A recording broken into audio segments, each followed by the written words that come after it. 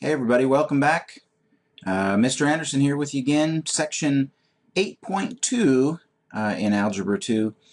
Today we're going to be talking about adding and subtracting rational expressions. If you remember last time in section 8.1 we talked about multiplying and dividing rational expressions. So today we're going to talk about adding and subtracting. Alright, let's take a look at our objectives. First of all, we want to determine the LCM of the polynomials, which remember means the least common multiple. We want to learn how to do that because that's going to be important because remember rational expressions are basically fractions and we're going to have to get a common denominator, and that's the least common multiple. And then we'll add or subtract the expressions from there. All right. So first of all, as I just mentioned, the LCM means the least common multiple. And so here's how we're going to find our least common multiple. Factor each number of polynomials so you get it down to its basic factors. And then your LCM is going to, well, the way it says here is contains each factor the greatest number of times it appears as a factor. So that means when you look at the factors for each part, if one has a factor of 2 and the other one has a factor of 2 2's, basically, or 2 squared, you pick the big one. You know, if one has a factor of 3 and 3 and another one has a factor of 3 3's, or 3 to the third, you pick that one. So you'll see how it works in a second here. All right, so we're using kind of a simple thing to start out with here with just two basic fractions that we've probably, done stuff like this before. But remember, what we're trying to do here in this fraction in order to add these is try to get a common denominator. Okay, and so the LCM, or the least common multiple, would be how we could do this. So what we're looking for, we might be able to figure this out pretty easily in our head, and we might look at this and go, oh, well, 18. It could be 18, right? Because 6 times 3 is 18 and 9 times 2 is 18, so they could both get to be 18. Well, the question is, how did we do that? We can't just every time just magically come up with it in our head. We have to know why we did it or what we did to get that. So here's what I'm talking about here with the LCM. Look at the 6 first of all. Okay? What are the factors of 6? We break that down to 2 and 3. So the factors of 6 are 2 and 3. And then 9, we break that down to 3 and 3. So its factors are 3 and 3. So when we talk about the LCM here, what is going to go into finding the least common multiple, you look at each number that we have, or each factor. We've got, here's a 2. Okay, 2 is a factor. It shows up one time in this in the 6 column here, no times in 9. So what's the biggest amount of times that 2 showed up? Was 1 time, so we're going to use that. In the 6 column here, 3 showed up once, but in the 9 column, 3 showed up twice. So we're going to use the 2 3's from the 9 here. So this will be 2 times 3 times 3. So we used the 2, that's the biggest 2 factor, and then on the 9 we had 2 3's, and so that's the biggest factor for 3 is 3 squared. So 2 times 3 is 6, times 3 is 18. That's how we got it to be 18. And so in this case, remember, let me just jump back to, in this case we're just looking for the LCM, we were talking about that. But if I was going to go ahead and actually add these fractions together, then I've got 5 6 plus 4 9ths. So if I know that the LCM is 18, I have to get both of these to be 18. And so you go, well, 6 times what is 18? 6 times 3. And remember, if I do that on the bottom, I have to do it on the top as well. So that would make this 15 18ths. And then to get 9 to be 18, I would go times 2. So this would be 8 18ths. And then remember how this works is the denominator has to be the same, and that stays the same. You just add the numbers on top, so that would be 23 18ths in this case. Okay, so that's how it's going to work on what we're talking about today. So not really a whole lot different from what we've done before, except for we're going to see how that works with some polynomials instead of just numbers like this. Okay, first of all, we're going to start with some monomials. So it shouldn't be quite as bad. But we're going to find the LCM, okay? So again, let's take each one and break it down to its prime factors. Okay, so 15, we can go down to 3 and 5. 3 times 5. But then you also have what? An a squared, or a times a b, and c to the third, or c times c times c, 3 c's. Okay, so those are the prime factors for the first monomial. Next, just going to kind of make these a little longer here. So then you got what? 4 times 4. We can go a little bit further, so 2 times 2 times 2 times 2. Or in other words, 4 2's, 2 to the 4th power. You've also got a b to the 5th and c squared. And then on 20, you could go 4 times 5, and 4 could go 2 and 2 and 5. And then a to the 3rd, c to the 6th. Okay, so what we want to do to find the LCM then is for each one, each factor that we come across here, we want to choose the biggest number of times that it happened in each one. So let's just kind of start over here. Actually, let's work lowest number to biggest number. The lowest factor we've got number-wise is 2. Okay, so in this one, we don't have any 2's at all. Okay, this one we've got 4 2's. This one we've got 2 2's. 2 2. So we're going to choose the one with the most 2 factors, which is 2 times 2 times 2 times 2, or 2 to the 4th. So your LCM is going to include 2 to the 4th power. That's from these ones right here. Okay, what else? We've got a 3 here. There's a factor, one factor of 3. Any factors of 3? Nope. Any factors of 3? Nope. So the biggest factor of 3 is just 1 time, or just times 3. And then what else? Here's a 5. 1 5. And this also has 1 5. There's nothing else, so the biggest factor of 5 is just 1 5, so times 5. And then, so we've taken care of all the numbers. And now let's look at the variables. Let's look at a. Here there are 2 a's, a squared. No a's here. Here there are 3 a's. What's the biggest factor of a? Is a to the 3rd. So we're going to go a to the 3rd. We're going to use this one. B's. Here's 1 b. Here's b to the 5th. There's no b's here, so this one, b to the 5th, is our biggest amount of b factors. And then c, we've got a c to the 3rd, c squared, and c to the 6th. So c to the 6th is going to be the biggest number of factors of 6 that we're going to have. So then basically when it's all said and done, we're going to have this stuff with the a, b, and c, but then we have to just multiply these together. And unfortunately today, I didn't put my calculator up on the screen, so I'm going to have to do it the old-fashioned way. But that's okay, you can punch this in. So I'm just going to do 2 to the 4th power, which is 16, times 3, times 5. And so what I get here is 240 when I multiply all the numbers, and then a to the 3rd, b to the 5th, c to the 6th.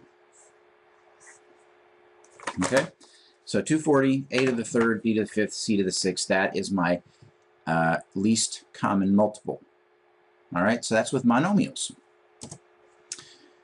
Alright, example number 2, we're going to do the same thing with polynomials.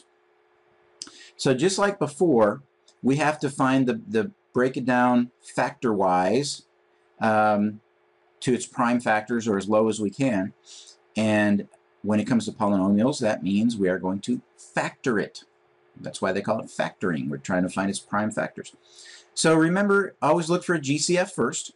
These have an x in common, so we're going to take out an x. What's left is x squared minus x minus 2.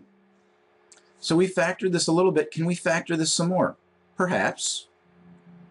This is a trinomial, And remember what we did in the last section?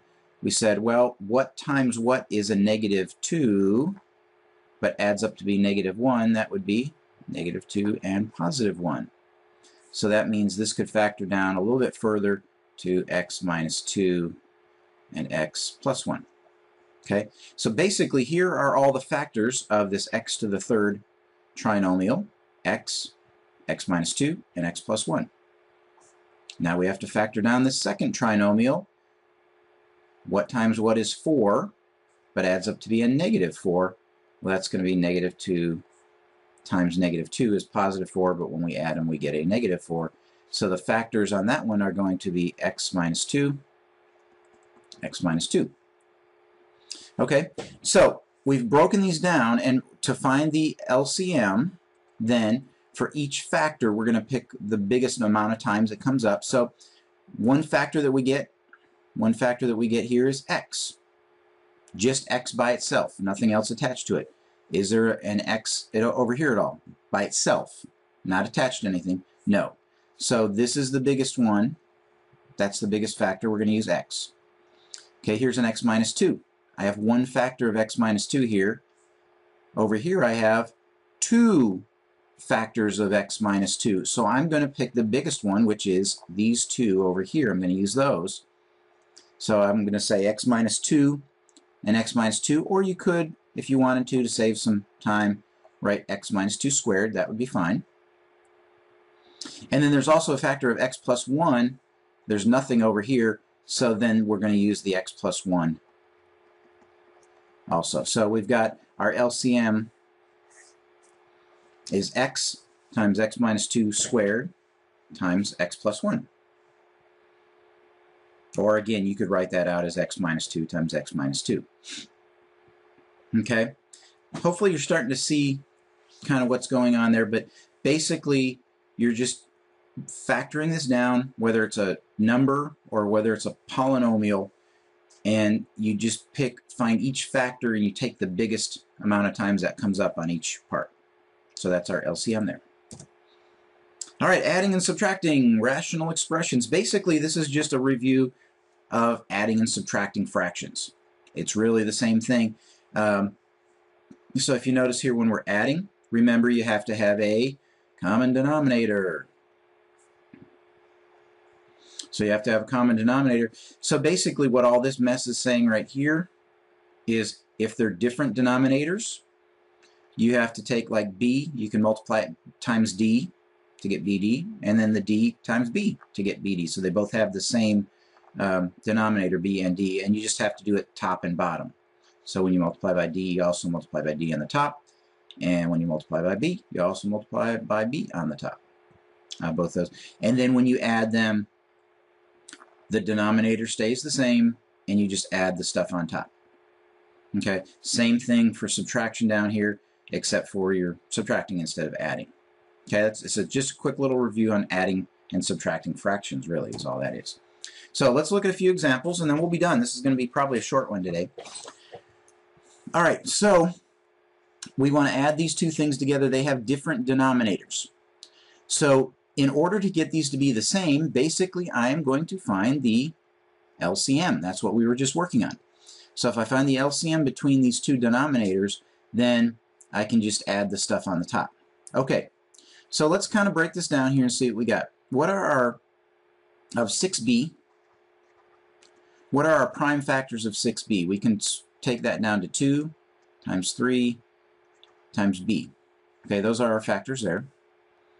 And then the 14a squared b squared, what are its prime factors? We can take 14 and take it down to 2 times 7, and then times a squared times b squared. Okay, so what's the LCM then? Is we've got a factor of 2 here.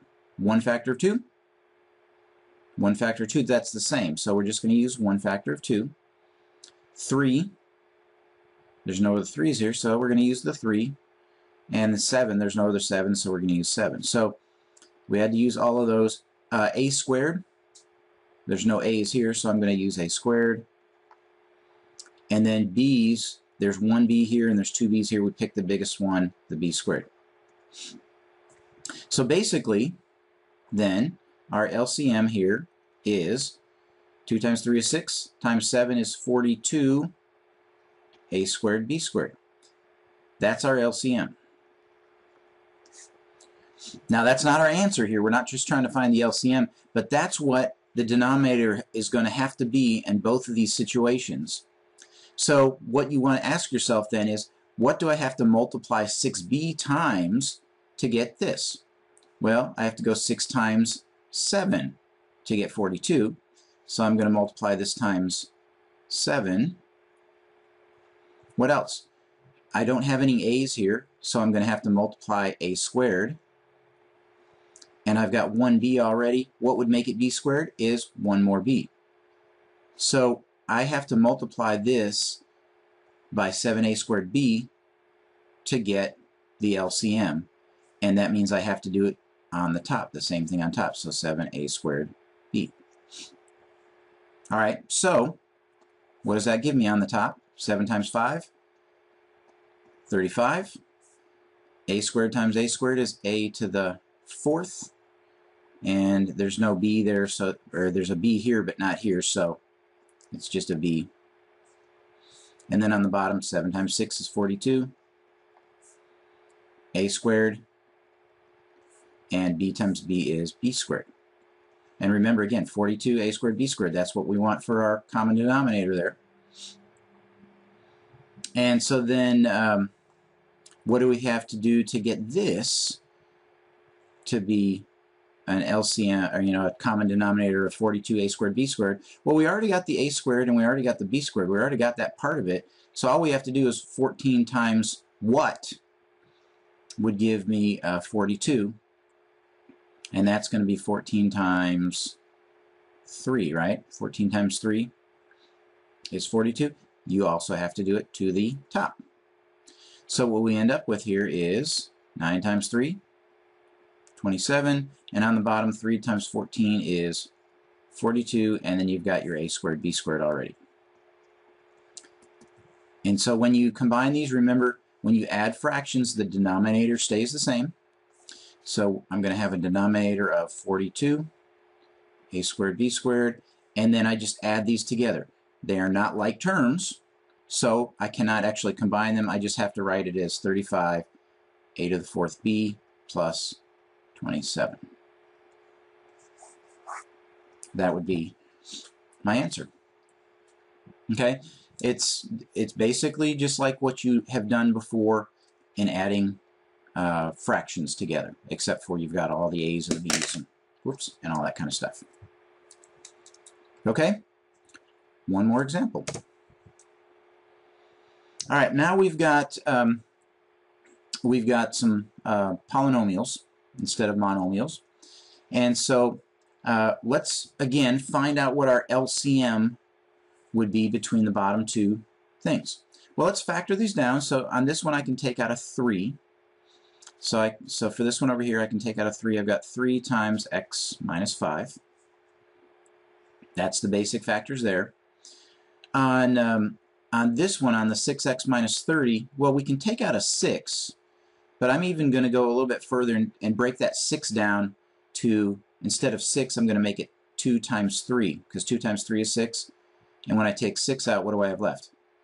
X minus 5. So I not only took a 6 out, but I broke the 6 down into 2 times 3. Hopefully that wasn't too much all at once. But anyway, so here are the prime factors of each one. So my LCM, then I've got a factor of 2 here. There's no 2's on this one, so I'm going to use the 2. They each have a factor of 3, so I'm going to use that. And they each have a factor of x minus 5, and so I'm going to use that. So, interestingly enough here, you notice that what our LCM is in this case is 6 times x minus 5. Or, in other words, I mean, depending on how you want to approach this, if you FOILed that back together, you'd get what? 6x minus 30 here. Okay. I'll just write this down here. So our least common multiple, or our common denominator, is exactly what this one is already, so I don't have to change this one. But this one I have to change. What's it going to take to get this one to look like this? What's the one thing that's missing? Notice here, 3, 3, x minus 5, x minus 5. This top one is missing a factor of 2. So all I have to do is take this whole thing times 2. I also have to take the top one times 2. So what do I have now? Let's work this out. On top I've got 2x plus 20. Remember, you have to distribute that. And then what's a little tricky here, but notice since we're subtracting, this means you're subtracting that whole thing. So we're going to have to distribute that negative. So that's going to be minus 3x minus 15 all over 6x. And actually, you know what? I'm going to leave it, because in a second here, I'm going to leave it in this form here. 6 times x minus 5. And I'll show you why in a second. You'll see why in a second. Okay, 2x minus 3x, negative x. 20 minus 15 is 5. And then we've got this. Now, do you notice anything a little interesting here? Remember last time, in last section, this came up. Look at negative x and a positive x. 5 and negative 5. These are the same terms, but the signs are switched. Do you remember what we did to get that to where these two would match, where we could cross them out? Remember the negative 1 factor? All right, so take out a factor of negative 1 out of this top one. If I factor out a negative 1, that's going to change both of these signs and make it x minus 5. And now you can see why I left this as 6 times x minus 5. I left it in its factored down form, because now there is a factor of x minus 5 on the top and the bottom, which, since we are multiplying negative 1 times the parentheses and 6 times the parentheses, now these can cancel. And what am I left with? Negative 1/6. So all of that factored down, or worked out to just a negative 1/6 when we subtracted those polynomials. So keep in mind, you still, once you get past the subtracting part and we got it into one big fraction, we noticed that it was just multiplication going on, and there was the same factor top and bottom that we could cross out. So that was kind of like the last section that we did, and so there is still that possibility to be able to do that. Anyway, that's basically it for today. Just LCM, finding an LCM, and then to get a common denominator, you're going to find that LCM to get a common denominator and then add or subtract. So that's all for today. Thanks for joining me. Mr. Anderson signing off. We'll see you next time. Bye.